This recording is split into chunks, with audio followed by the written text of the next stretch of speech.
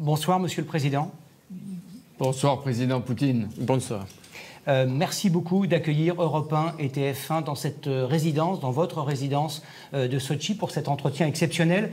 Jeudi soir, vous serez reçu à l'Élysée par le président François Hollande et le lendemain, le 6 juin, vous participerez aux commémorations du débarquement. Ce sera la première fois pour vous, c'est la première fois que vous irez sur les plages de Normandie, mais c'est aussi la première fois qu'un président russe participera et sera invité à ces cérémonies. Qu'est-ce que cela vous fait en tant que citoyen russe d'être invité à cette commémoration exceptionnelle?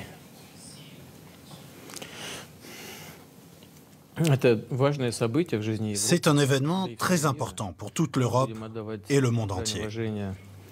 Nous allons rendre hommage à ceux qui ont empêché les nazis de réduire l'Europe en esclavage. Je pense que la participation de la Russie à cette commémoration est chargée de symboles.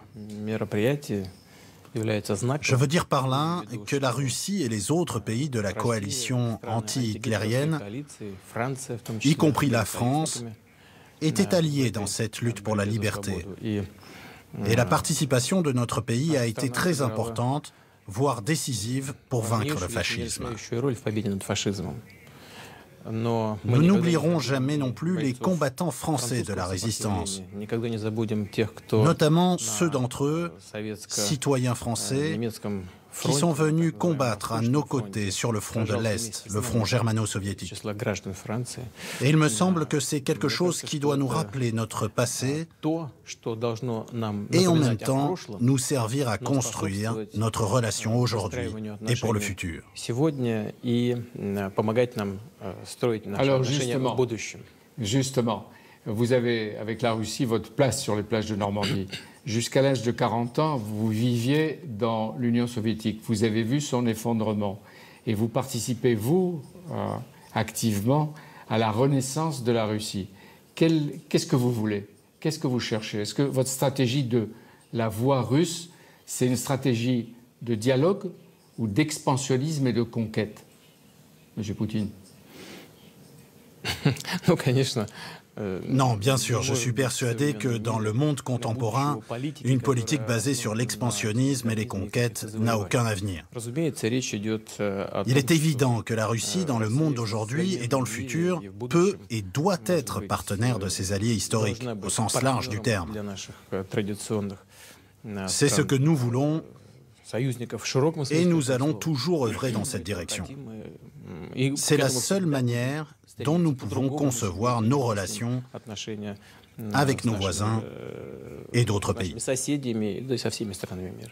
Mais vous voulez être l'avocat de la nation russe ou le symbole d'un nationalisme russe, d'un empire russe? On sait ce que vous avez dit quand l'Union soviétique s'est écroulée. L'éclatement de l'empire soviétique, avez-vous dit, a été la pire catastrophe géopolitique du XXe siècle. Ça a été beaucoup interprété.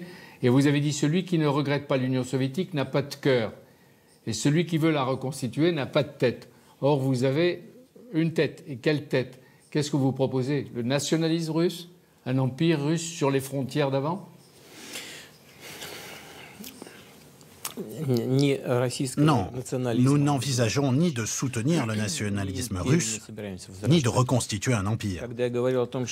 Quand je disais que la disparition de l'URSS était une des plus grandes catastrophes du XXe siècle, une catastrophe humanitaire avant tout, je voulais dire qu'en URSS existait une population qui, quelle que soit son origine ethnique, vivait dans un pays uni. Par contre, après sa dissolution, 25 millions de personnes d'origine russe se sont retrouvées d'un jour à l'autre dans des pays étrangers. Et cela a été une vraie catastrophe humanitaire. Pas politique ou idéologique, simplement un problème d'ordre humanitaire. Des familles ont été coupées, beaucoup de gens ont perdu leur emploi et se sont retrouvés sans ressources, sans communication. C'est là qu'est le problème. Président Poutine, alors que nous discutons ici, un pays voisin qui n'est pas très lointain, l'Ukraine est en état de guerre, il n'y a pas d'autre mot. Les pro-russes affrontent ceux qui veulent garder les frontières actuelles de l'Ukraine. Qui va les arrêter et voulez-vous arrêter cette guerre?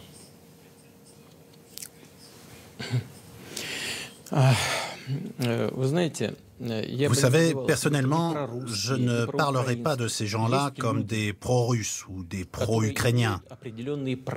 Il y a des personnes qui ont leurs droits politiques, humanitaires, et ils ont besoin de pouvoir les utiliser. Par exemple, en Ukraine, jusqu'à aujourd'hui, les gouverneurs de toutes les régions étaient nommés par le pouvoir central.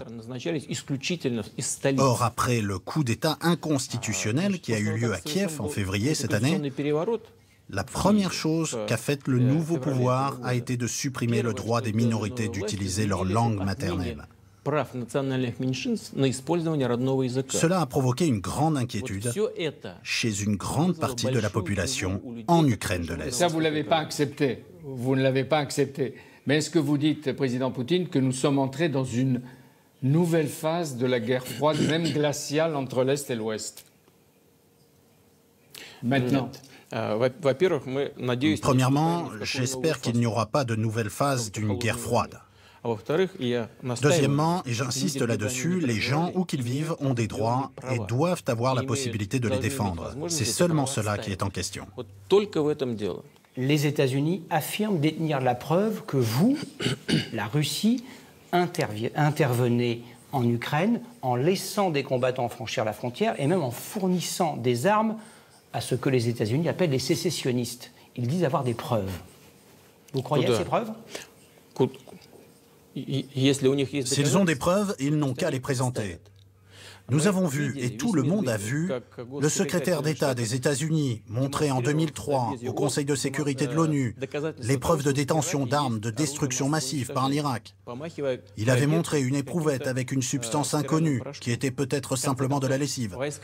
Finalement, les Américains ont fait entrer leur armée en Irak. Ils ont fait pendre Saddam Hussein, suite à quoi nous avons appris qu'il n'y avait pas et n'avait jamais eu en Irak d'armes de destruction massive. Il y a donc une grande différence entre faire des déclarations et avoir des preuves réelles. Je vous le répète encore une fois, il n'y a pas de militaires russes en Ukraine. Vous voulez dire qu'ils sont en train de mentir, là? Ils sont en train de mentir, les Américains?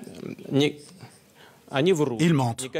Il n'y a pas de personnel militaire, même pas des formateurs de l'armée russe dans les régions de l'Est et du Sud de l'Ukraine. Et il n'y en a jamais eu. Et vous n'avez pas envie d'annexer l'Ukraine? Et vous n'avez jamais tenté de déstabiliser l'Ukraine? Non, nous ne l'avons jamais fait et ne le faisons pas maintenant. Et le pouvoir qui est aujourd'hui en place en Ukraine devrait établir le dialogue avec sa propre population.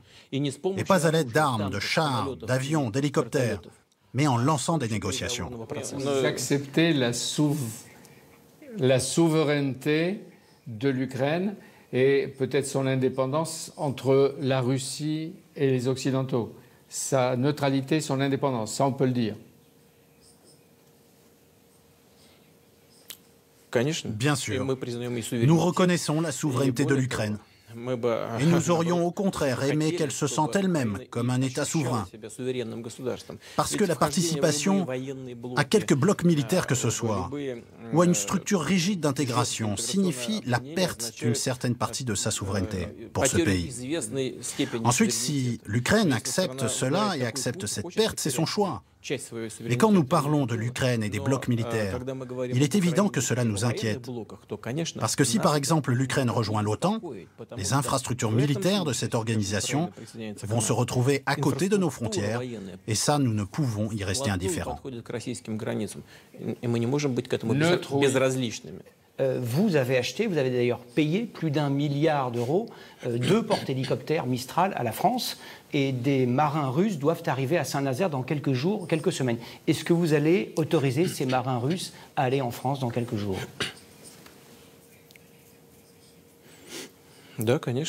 Oui, bien sûr. J'espère que nous vivons dans un monde civilisé, où tout le monde respecte ses obligations contractuelles.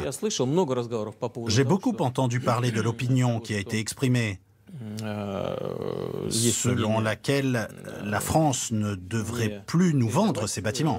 Et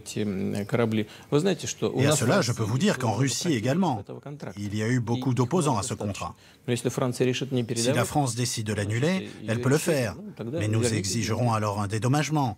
et cela ne contribuera pas positivement au futur développement de nos relations Non, mais vous demandez à la France... dans le domaine de la coopération technique et militaire. Mais en principe, nous sommes ouverts et prêts même éventuellement à signer de nouvelles commandes si nos partenaires français souhaitent continuer cette coopération. La France, est-ce qu'elle est pour vous une puissance souveraine, indépendante, qui est écoutée?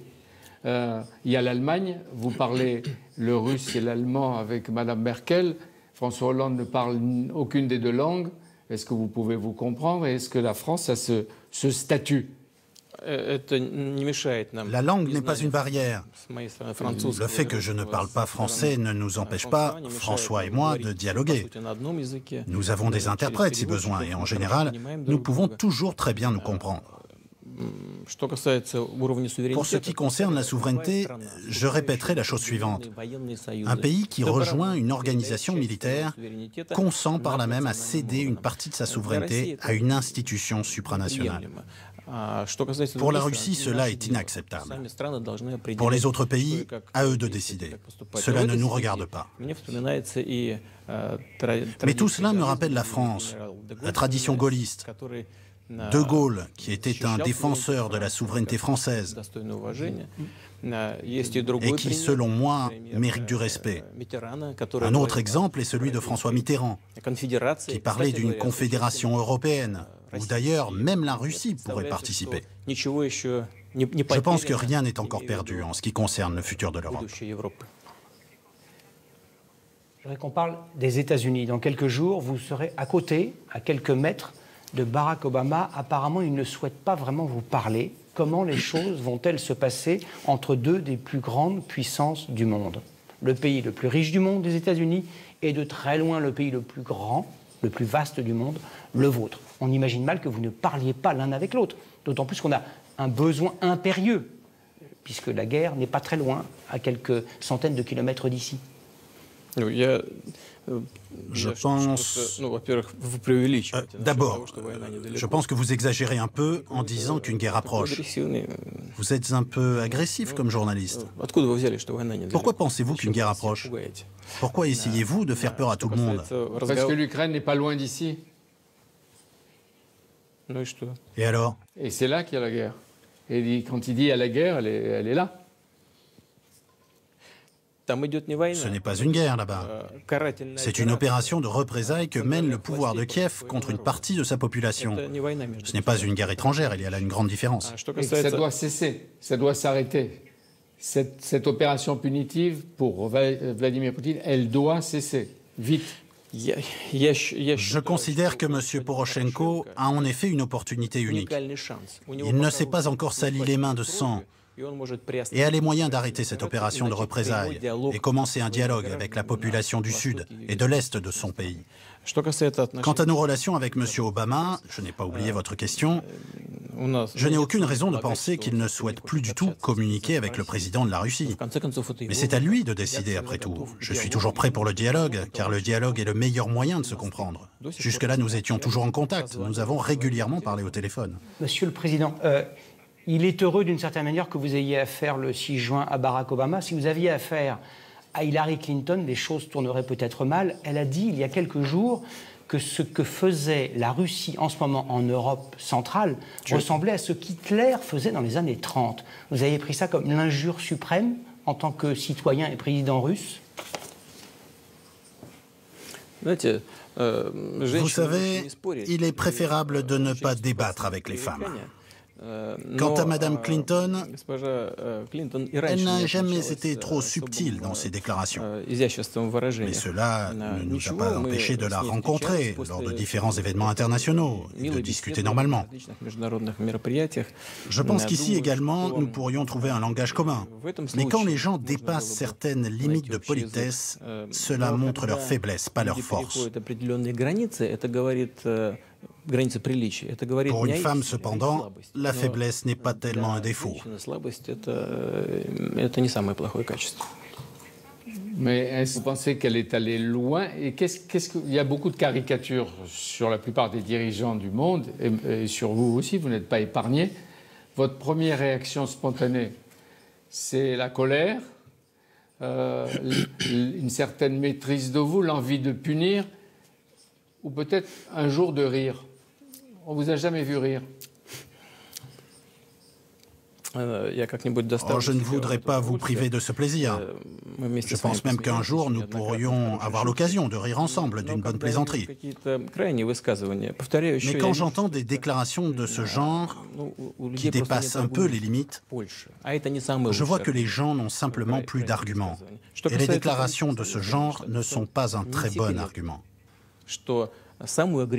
En ce qui concerne la politique des États-Unis, ce n'est un secret pour personne que le pays qui mène la politique internationale la plus agressive, la plus dure, pour défendre ses intérêts tels que ses dirigeants les voient, ce sont les États-Unis, et ce depuis de nombreuses années.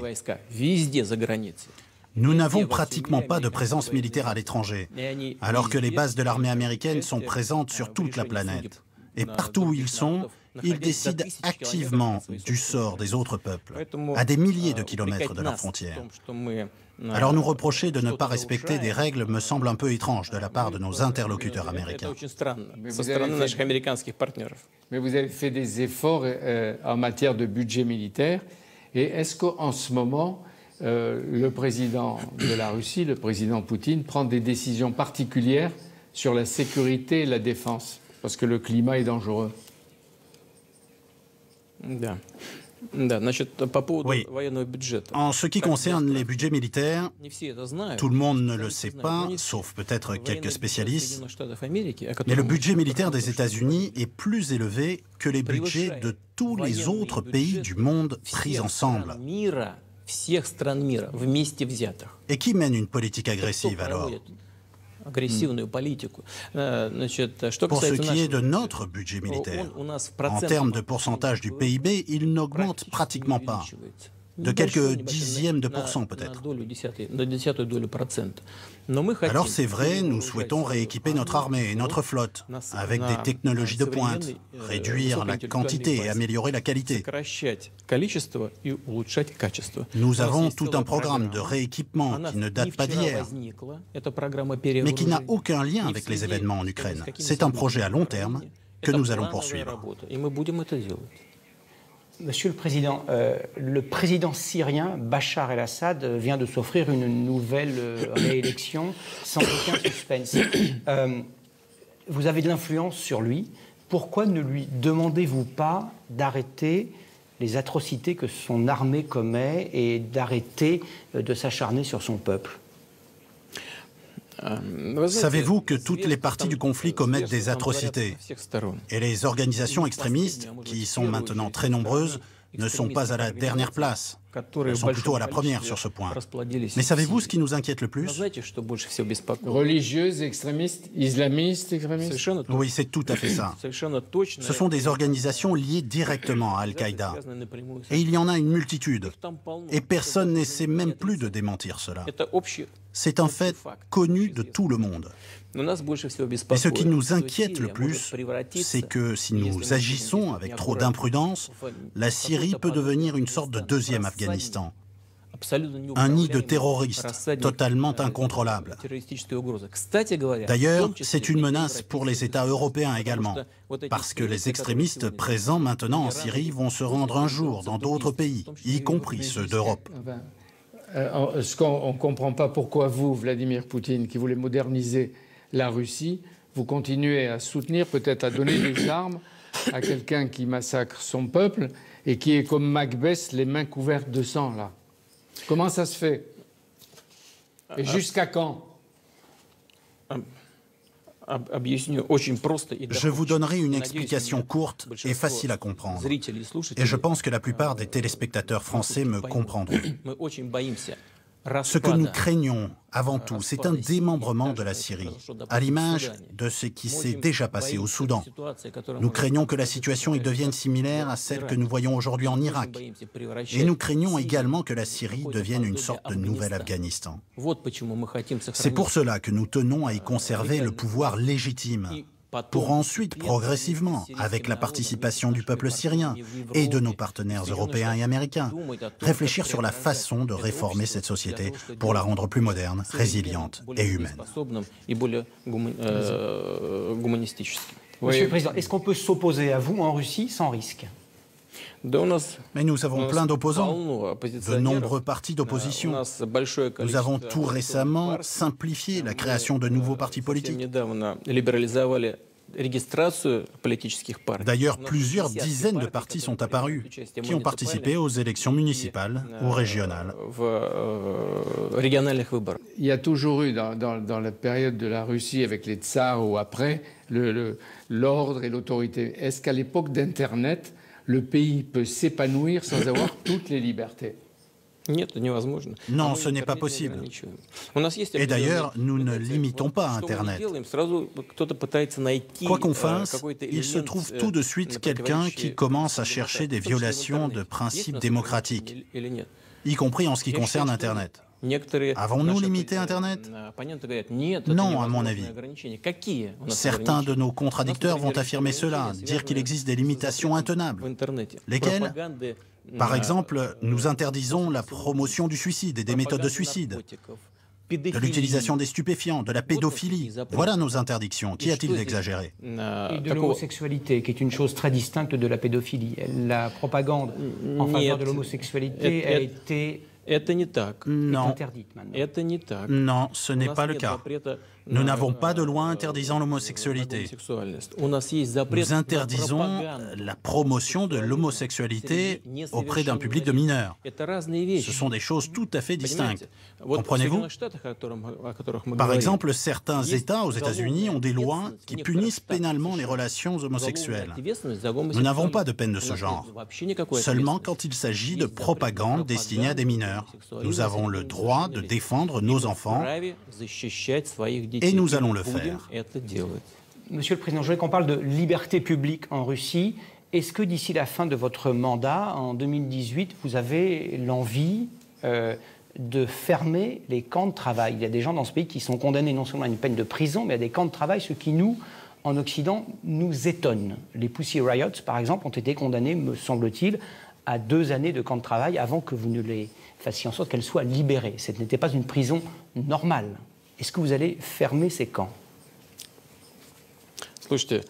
Écoutez, il ne s'agit pas de camps à proprement parler.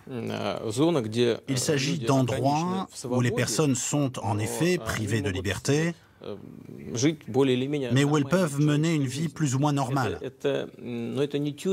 Ce ne sont pas des prisons où la personne, au contraire, n'a pas la possibilité de travailler. Une prison où l'individu ne peut pas travailler est justement la pire des punitions.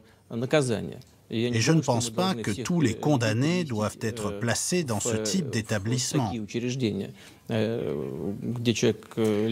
Je pense que c'est encore pire que les établissements que vous mentionnez. Qui vous a convaincu un jour que vous aviez une mission pour la Russie? Que vous étiez destiné à vous occuper de la Russie? Et à l'incarner. Pourquoi êtes-vous persuadé que je pense avoir une mission particulière? J'ai la confiance de mes électeurs. Plus de 63% ont voté pour moi. Je pense avoir le mandat me permettant de gérer la politique intérieure et extérieure de mon pays.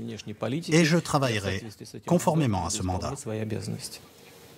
Vladimir Poutine, l'histoire ne sait pas encore ce que vont devenir ou ce qu'elle retiendra des années Poutine. Elle attend et ces années s'écrivent. Qu'est-ce que vous voulez qu'il reste?